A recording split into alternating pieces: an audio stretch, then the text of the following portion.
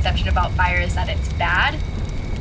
These plants cannot survive without fire. They are adapted to have fire frequently coming through the ecosystem, so they cannot reproduce without fire. So I'm burning the trees because I love them and I want them to thrive.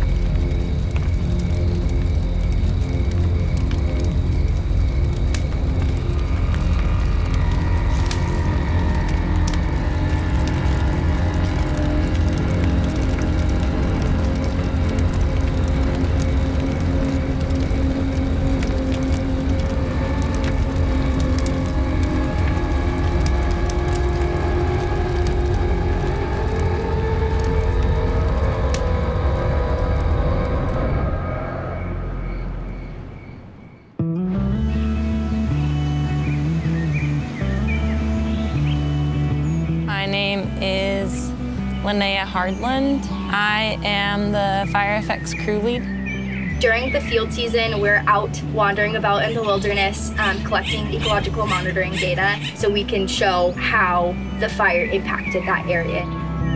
Fire is a huge driving force within our local landscape. So Yosemite does a lot to try to bring a lot of that back after fire was suppressed for about the last century.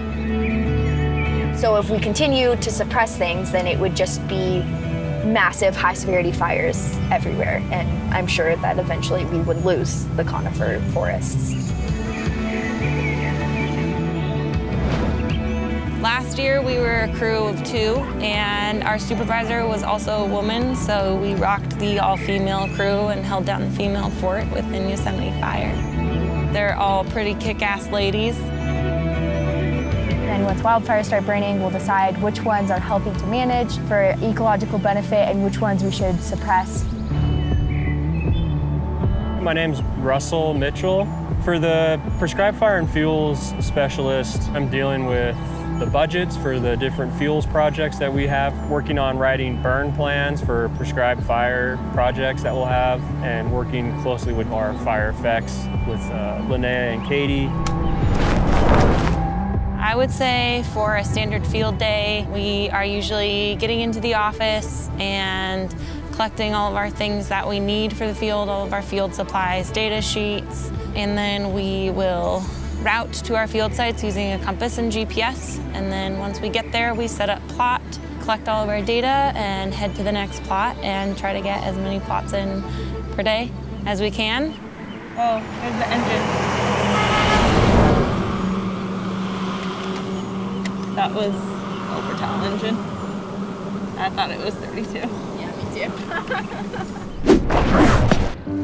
So this is called a Brown's line.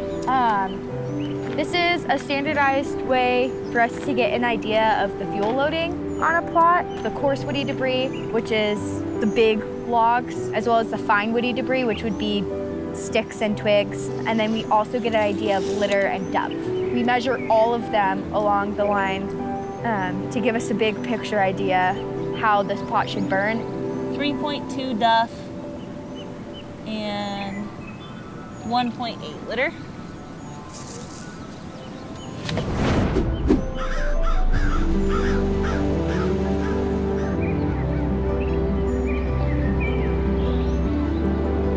It takes a very particular type of person to want to do this job.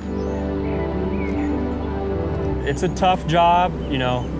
It's not always the most glamorous. You're sleeping in the dirt a lot, you're working long hours, you can be covered in poison oak, and you don't see your family a whole lot.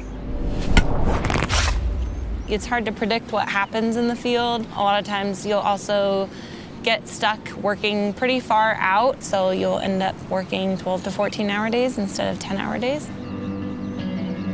I would say another common answer you'd probably get for the hardest part of the job is how strenuous it is. On our more difficult plots, we're burning 3,000 or more calories in a day. We work a lot in the backcountry, and we forget that this is a national park open to the public. So we will come back and forget that there's traffic and there's construction and there are delays. Different areas are just getting destroyed by the amount of people and the foot traffic and the vehicles. I can see that as probably the biggest problem for Yosemite in general.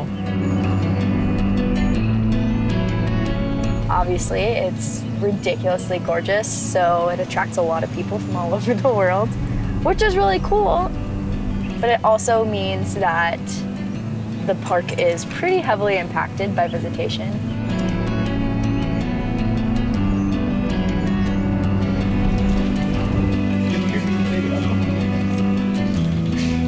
We definitely are in a very weird and unique spot where the whole work and personal life line is very, very blurry. You're not going to be successful doing this job if you don't have a strong crew. It's 99.9% of the job. You're out there working long days together and then camping, and then you come home and we live in the same house together. It's definitely an interesting dynamic, and it's not always easy, but maintaining good communication and a really high level of respect for each other is super important. My crew is awesome. They challenge me and I learn a lot from them. If you have problems within your crew or different personality traits that you can't find a common middle ground, 90% of your job is going to be putting out those like proverbial fires. So it's cool to not only be able to feel like I'm having a tangible difference in the vitality and the health of this forest, but at the same time, I work with a lot of people who are so genuinely invested in this ecosystem, and that level of passion is necessary to deal with all of the not so perfect things.